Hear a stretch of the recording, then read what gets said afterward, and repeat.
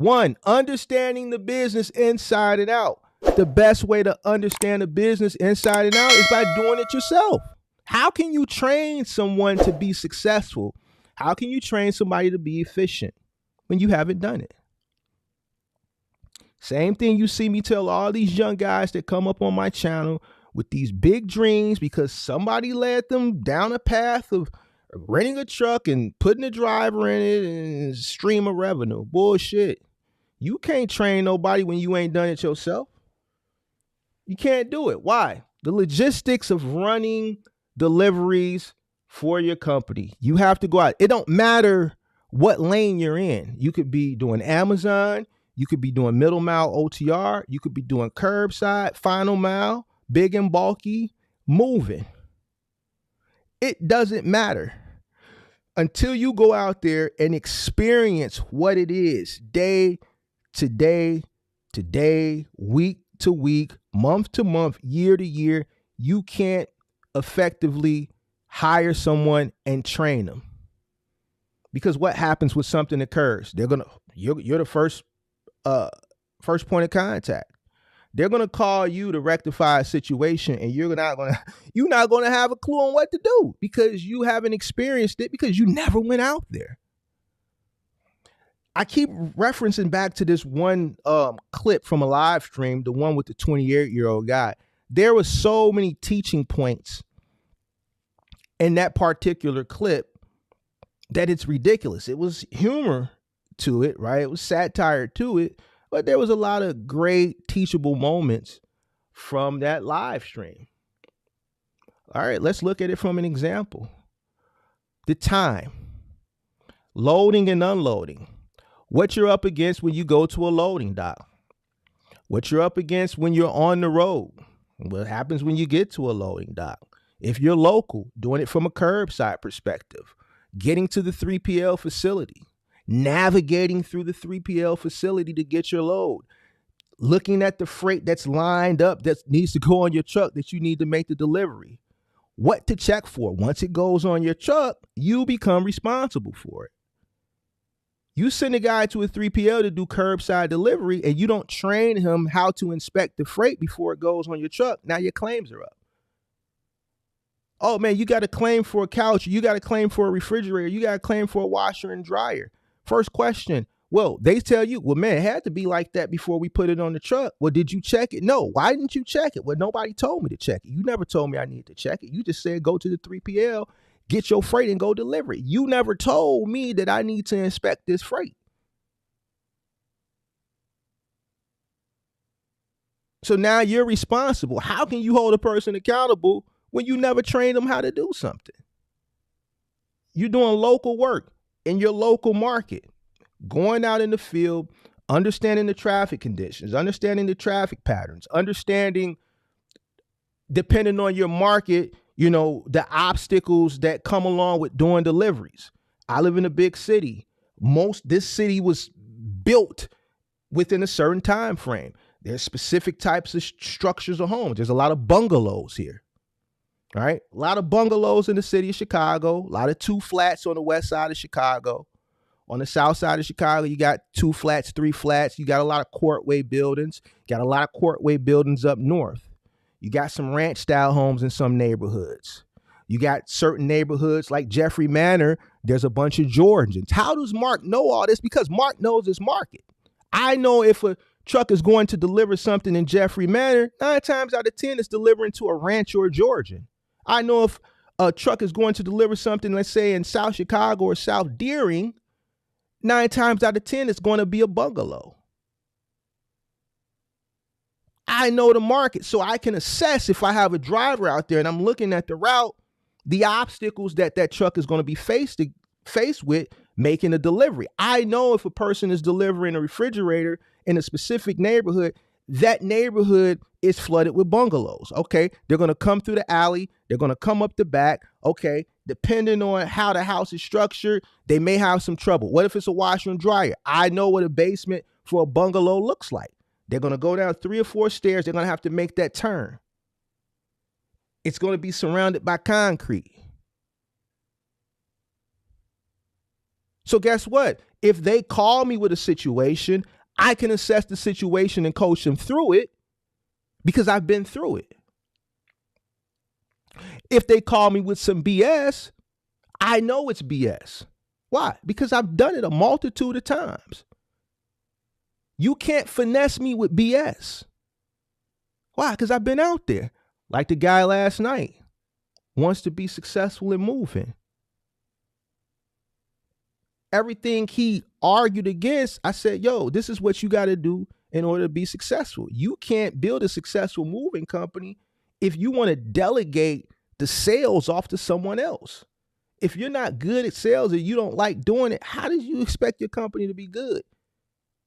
Why would you trust someone else with handling the sales? Like, if I don't want nobody talking to my customers. Nobody. Because I feel like can't nobody close a deal better than me when it comes to my company. In order to close deals, you got to close deals. In order to get good at closing deals, you got to consistently work at closing deals.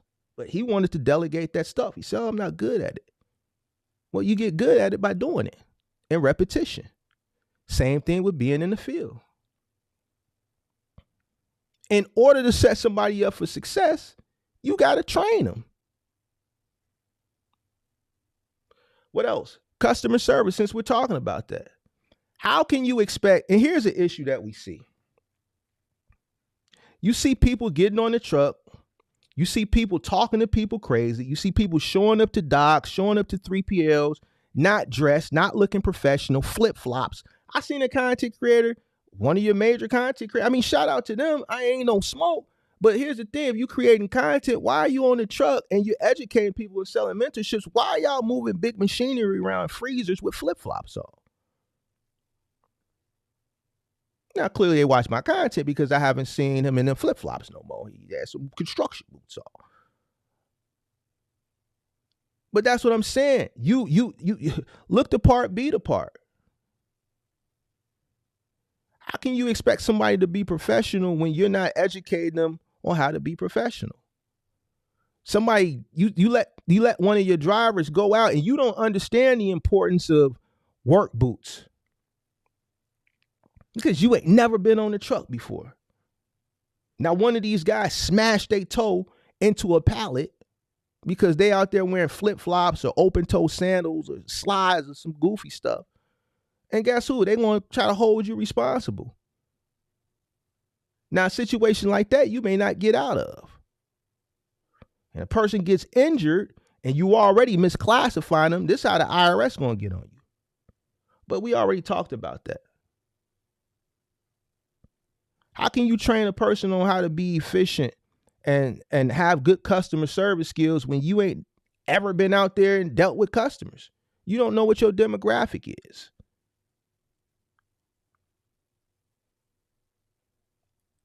It's important that you get on the truck first so that you know how to train people. Another thing, saving money. How can you really understand what it costs you to run your business when you haven't been out there? You should be taking the initial risk from a cost perspective to really fully, truly understand what it costs to run this business, in order to be able to know what to even pay somebody. Well, what are you going to pay your workers? A guy yesterday, $15 an hour. You know, other people, I'm going to pay them 20. What does the guy say? 20% of the revenue. Another guy said 25%. How can you just automatically determine that you're even going to be able to afford to pay these people that much? So you're already agreeing to a specific number without even going out there yourself to even determine if you're going to even gross that amount of money to be able to pay a person 20-25% of the load.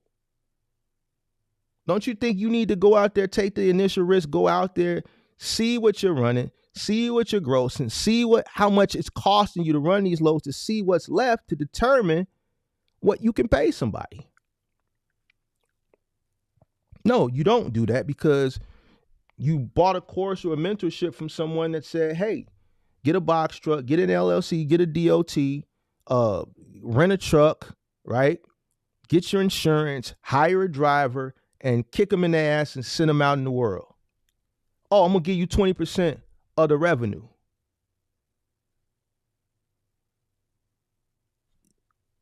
How do you know you're going to be able, you might not, after everything else you pay, you might not even have 20% of nothing to give them. There might not be nothing left to pay them. You don't know. You ain't went out there. I don't understand why people don't see the importance of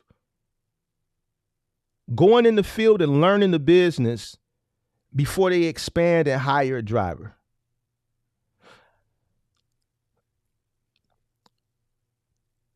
If I were to, which I wouldn't have been able to because I wasn't in a situation where I could afford to do that. But if I was in a situation where I could afford to do that at the beginning, just hired a team, sent them out on the truck to do moving without training them, I would have been setting myself up for disaster. I would have been setting them up for disaster. I think a big part of my success and why I didn't have so many claims, big, huge claims. Like I never had a $20,000. I had one $55,000 claim, right? One $55,000 claim. I had one guy tear a roof off a truck. All right. Other than that, like major floor claims, major damage claim, wall damage, like huge wall damage or just major floor damage. I never had those issues.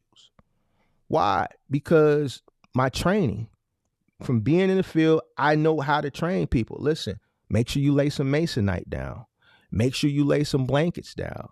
Listen, when you're wrapping this, lay a blanket down, set the dresser on top of the blanket. That's the blanket that you're going to wrap the bottom of the dresser, the chest with. And also it's going to prevent you from scratching the floor.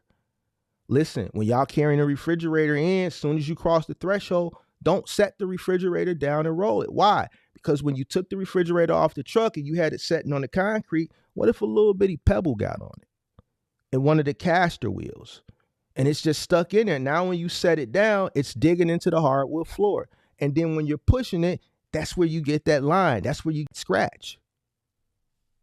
All this comes from with experience. Why? Because obviously I've done it before. Obviously I've made that mistake before in the learning process. Don't set any refrigerators down because you don't know what type of debris it's picked up once you removed it off a truck and set it on the street or set it on the curb or set it on the sidewalk. You don't know what type of debris those small little caster wheels have picked up.